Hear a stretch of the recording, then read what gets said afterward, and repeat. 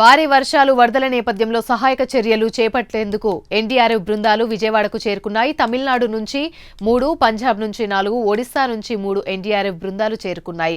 Power బోట్లు, rescue పరికరాలతో వారొచ్చారు. ఇప్పటికే ఎన్టీఆర్ జిల్లాలో సహాయక చర్యల్లో 8 ఎన్డీఆర్ఎఫ్, 10 ఎస్డీఆర్ఎఫ్ బృందాలు పాల్పంచుకుంటున్నాయి.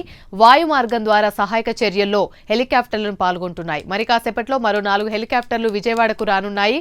ప్రజలు భయాందోళనకు గురికావద్దని విపత్తుల నిర్వహణ సంస్థ మేనేజింగ్ డైరెక్టర్ రోనంకి కూర్మానాథ్ తెలిపారు. పొంగిపొర్లే వాగులు, కాలువలు, రోడ్లు, కల్వర్ట్లకు, మాన్హోల్స్ కు దూరంగా ఉండాలని సూచించారు.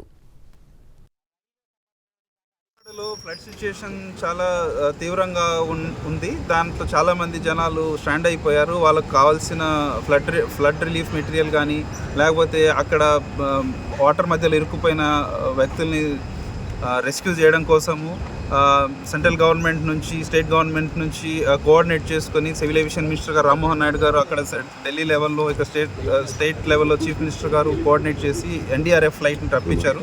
మార్నింగ్ 6:30కి ఫ్లైట్ ల్యాండ్ అవ్వడం జరిగింది. అలాగే ఇక్కడ నుంచి మనకు rescue operations and flood relief material కూడా, వాటరు, బిస్కెట్ ప్యాకెట్స్, మిల్క్ ఇలాంటివి